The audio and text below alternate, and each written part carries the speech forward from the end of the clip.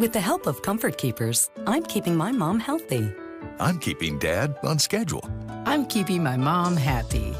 Comfort Keepers in-home professional caregivers can provide meal planning and preparation, health and wellness services, and personal care services through custom care plans that can change as needs change, so your aging loved ones can stay happy and healthy in their own home. Comfort Keepers, keeping the comfort of home. Good morning. Our next guest is Val Valentine. She has been a volunteer and employee of Canine Companions for Independence here in San Diego County for a long time. She started back in 1992. She formally retired in 2006, but she now has beautiful Shirley, who is a facility dog. Welcome so much, Val and Shirley, to our program today. Thank you. Thank you for coming on the show today, Val and Shirley. It's our pleasure. Having you both. Give us a little background on Canine Companions for Independence and how long have they been doing this great work, and a little bit more about the organization itself. Well, it started 40 years ago. In my estimation, it is the best service dog organization in the United States.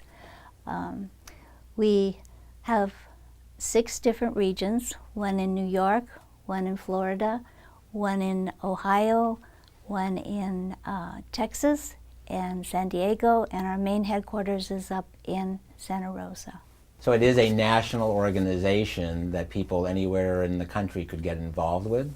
That is correct. And we have puppy raisers all over the United States. We have graduates all over the United States, and it's really an amazing organization. We're so excited for Shirley to be here and for Val to be here today. The dogs are trained for different types of services. Yes. So what are those different types of services that they're trained for? We have 4 different categories. One is a full service dog, which generally helps a person with a disability in a wheelchair, quadriplegic, someone that just needs assistance in having their wheelchair pulled, which is amazing. They learn to pull wheelchairs. And to give somebody that's basically independent a more independent life. They learn how to turn on and off lights. They can retrieve things, like if you drop your keys on the floor, they will pick up the keys for you. They are amazingly, to me, the best thing in the world is the companionship that they give the people, other than helping them in everyday life. And that's a full service. That's a full service dog. So I noticed it says facility on her back. What does that mean? A facility dog is a dog that works with a person generally in one facility. We're a little bit different in that we go to several. But for instance, her sister works with a woman that has a speech therapy school for children. And she goes into the school with them and she helps them motivate the kids to actually work and do the work that they need to do. Some work in hospitals all the time. Some are court dogs. In actuality, Shirley does all of this. She works with autistic children. She is a court dog. She works at Scripps Hospital. And I'll go into a little bit more detail because she's the facility dog. That's what we do. When you say court dog? Court dog. What is a court dog? A court dog is a dog that goes in with children when they have to testify, and they actually go into the witness stand with them and helps keep them calmer, and it's a little bit safer atmosphere they feel for them. Wow. It's pretty amazing. And you're part of that, you go along with Shirley. I'm attached. You're attached. The second category would be a hearing dog. So if somebody has difficult hearing or they're definitely deaf completely, the dog will alert to sound. For instance, if there's a knock on the door, the dog will run to the person and they actually do a little nose pop on the rear end here, and the person will go, "What?"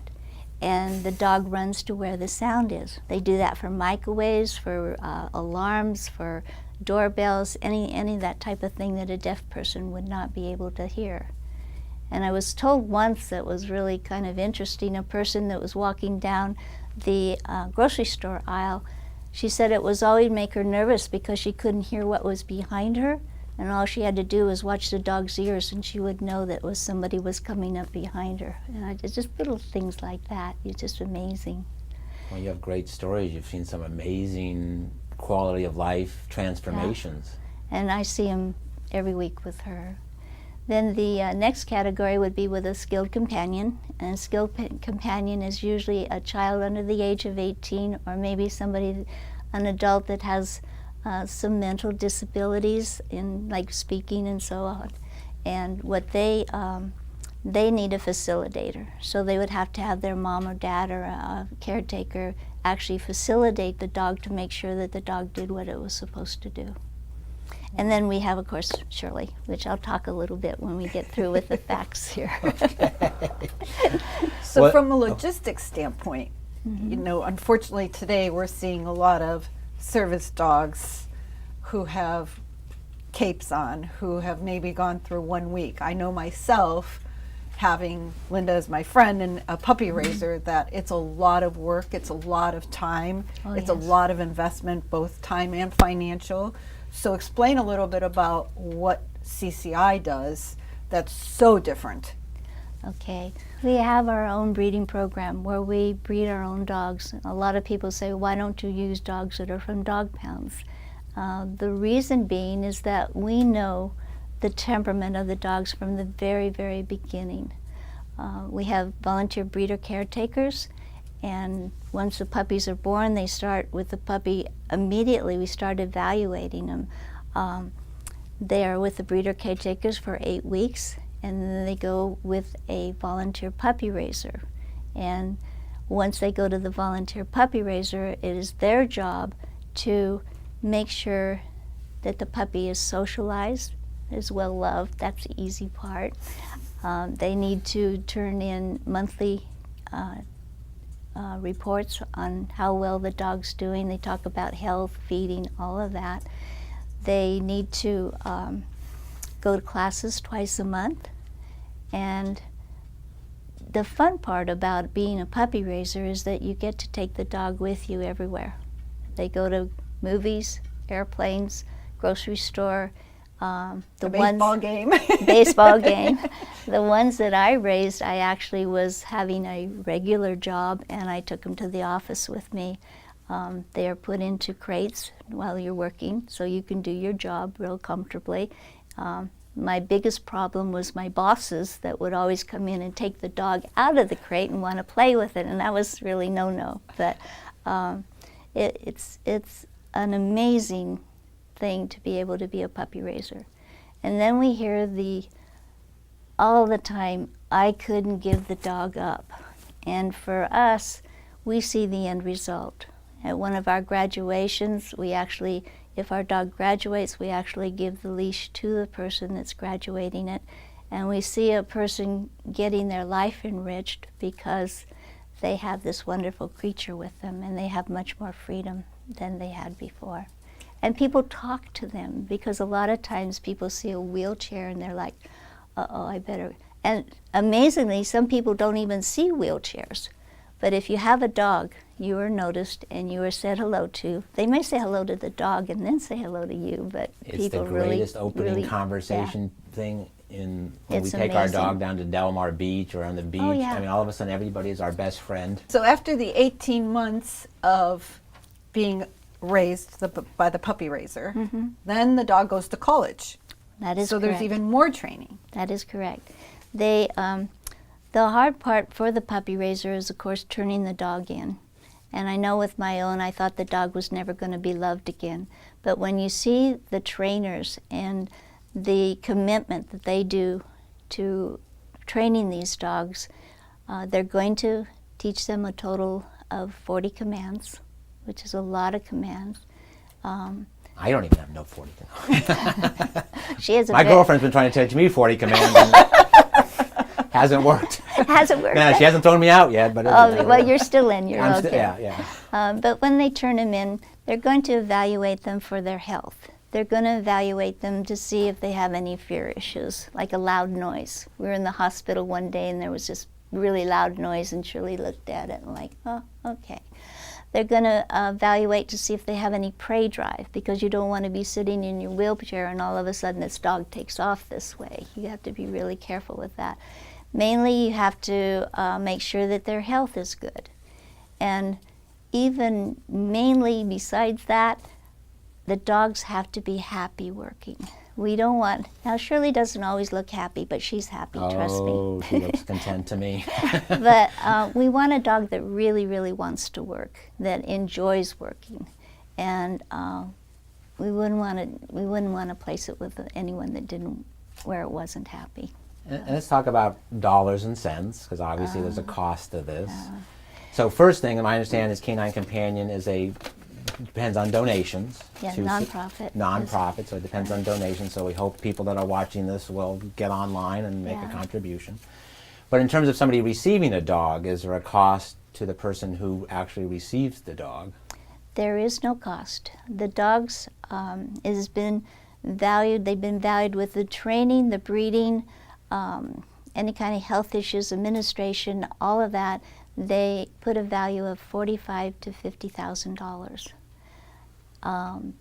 We primarily rely on corporations, on foundations, on personal donations, and when you take into account the amazing volunteer staff we have and the puppy raisers, then that helps absorb the cost somewhat. But the amazing part is that there is no cost to a participant. And then I assume you get an application from somebody. Where do you get the applications from? Or I mean, are there organizations that are seeking these people out that come to you to say this person needs to receive a dog, or how does that logistics work? Generally, if you want to get a dog and you have a disability, you can go on to cci.org, and there is an application in our website there. It's my understanding that you need to get a doctor's referral and a physical therapist referral, and you fill out the application, and there's about a year and a half wait. And when you take into the consideration of going through all the applications, they receive about 100 applications a month. Wow. So there's a lot of processing to do. Once a person is accepted, then we take all the puppy reports that we receive from all the puppies that are still in the program, that we've decided are going to be a good service dog. We take all their information, and then we take all the information from the person that has sent in the application, and we start matching up. Would this dog be good for this one? Would this be good for this? Would this person wants a facility dog? Where does she work? What is it going to do? This person needs, and so on. They want to know your family life. They want to know how many dogs you have at home. They want to know what your lifestyle is. So they put the two together, and then they have this pool of people that are going to get dogs. And then they also bring the people to the campus. Yes, the camp. Once you're approved, you have to go to the campus and live on site. We have dorms that are facility for disabled people. The period of training is 2 weeks. We have a team training going on right now where 17 people are going to be receiving dogs this coming Saturday. Wow. And it's just really exciting. That's got to be a very emotional moment, because it's like a kidney donor. Oh yeah. Somebody's giving their kidney to someone. They get the people together. And if you go to a graduation, which by the way are open to the public, which by the way you can get online. Which by the way, there's a lot of Kleenex boxes around. That's what I was just going to say. There's Kleenex boxes on all the chairs. It's just very, very emotional. Oh, it has to be. And just heartwarming. So in terms of our time, we're getting short on time, but where do you volunteer with Shirley? Okay. Shirley and I graduated in 9 years ago, and we put together. I go to Terry, which is a school for autism. At Terry, she goes and she helps ground the children. They brush her, they take her for walks, she has a little set of commands that she does, and they give her treats. And then we go to Casa de Amparo, which is preschool children, and Some of them are like 18 months, and I'll put about 5 leashes on her, and they toddle around. Some of them are still in their diapers. It's just really a riot. And they just take her around the walk. Come on, Shirley. And she just follows them around. There again, they brush her, give her treats, does her do her commands. Then we go to Women's Resource Center, same thing with the children. And then we go to Scripps Hospital. And at Scripps Hospital, she basically will work in the physical therapy department, and she helps with brain trauma quite a bit, strokes. And here again, if I go through the array of little commands that she does, I will give them about 5 commands a person with working on their memory, and then they are supposed to repeat that. And it helps them get through, oh, I'm not doing a good job, because Shirley doesn't make any judgment on it. It's just like, give me the treat, I don't care. And so, and then brushing, that helps with their motor skills, get their arms moving again. We walk with the patients, and the court dog, that's a pretty amazing event that we do also. So. Wow. You are really to be honored for the work that, I mean, Shirley has been well trained, but you are part of that, and you should be honored as all the people that participate in our training. You should be It's honored. A gift to me to see what a dog can bring to people, and to see, there was one woman we visited that had Alzheimer's, and it was a senior citizen community. And we were walking around this circle, and I came across this woman, and there was just this total blank look on her face. And I asked her, I said, would you like to pet my dog? And nothing. And so I took her hand, and I actually started her hand brushing Shirley. And all of a sudden, this big recognition thing and this big smile came up. Those are the kind of things, they're little, but it's the kind of things that I see so often. It's really just a blessing for me. It really is. Well, before we have to sign off, can I have a treat to give to sure. Shirley before we? Because I'm not going to I want Shirley to like me. So. Not that I don't think there's any problem with that. Okay, she can do sit and stand and shake, and she can do a speak. So you can have her do any one of those. Okay. All right, wait a second. Okay, if I say speak, speak. Ooh. Whoa. Oh, I love you. Because my dog doesn't do squat. Okay. She says, no, come on, the treat's got to follow. Okay, sit. Okay. Oh, how about a hug? Val, thank you so much for being here. You and Shirley and the whole organization is an amazing benefit to society and people locally and around the nation. So thank you so much for being here. So stay tuned. We'll be right back for more Senior Stay or Go TV. With the help of Comfort Keepers, I'm keeping my mom healthy. I'm keeping Dad on schedule. I'm keeping my mom happy. Comfort Keepers in-home professional caregivers can provide meal planning and preparation, health and wellness services, and personal care services through custom care plans that can change as needs change, so your aging loved ones can stay happy and healthy in their own home.